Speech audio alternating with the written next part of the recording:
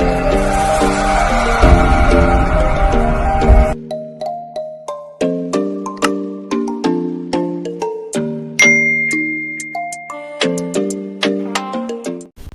guys, welcome back to our channel. Today we will be making these delicious crepes. Karibuni nyote tupike pamoja.